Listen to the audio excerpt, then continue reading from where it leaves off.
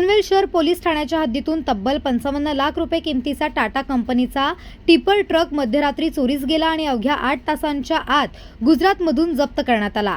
तक्रारदार भास्कर घाडगे यांच्या मालकीचा डंपर क्रमांक MH43CK 3018 हा करंजाडे सेक्टर 2E परिसरातून 19 फेब्रुवारी 2026 रोजी मध्यरात्री चोरीस गेला होता।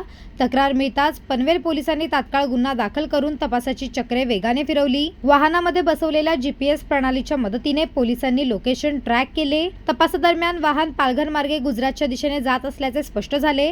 क्षणाचाही विलंब न लावता विशेष पथक तयार करण्यात आले आणि थरारक पाठलाग करून वाहन महाराष्ट्राची हद्द ओलांडून गुजरातमध्ये प्रवेश करताच पालघर LCB आणि वलसाड LCB यांच्याशी समन्वय साधण्यात आला।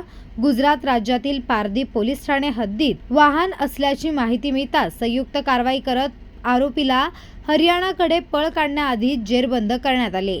या प्रकरणात मुस्लिम मकसूद खान वय वर्ष 30 राहणार हरियाणा याला अटक करण्यात आली आहे। चोरीस गेलेला डंपर सुरक्षितपणे जप्त करण्यात आला असून पुढील तपास सुरू आहे। या यशस्वी कारवाईसाठी पनवेल शहर पोलीस ठाण्याचे अधिकारी आणि कर्मचारी तसेच पालघर आणि वलसाड LCB यांचे मोलाचे सहकार्य लाभले। गुन्हेगार कितीही लांब पळाला तरी कायद्याच्या हातातून सुटका नाही हे पनवेल शहर पोलिसांनी पुन्हा एकदा सिद्ध केले आहे।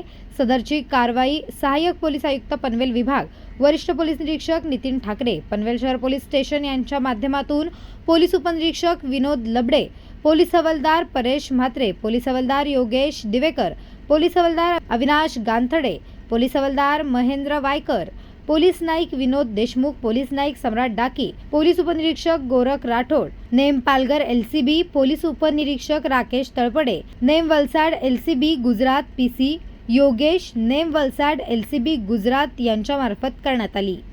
पनवेल, नवी मुंबई आणि रायगड जिल्ह्यातील ताज्या बातम्या आणि नवीन घडामोडी पाहण्यासाठी सबस्क्राईब करा कोकण संध्या न्यूज चॅनल आणि दाबा बेल आयकॉन।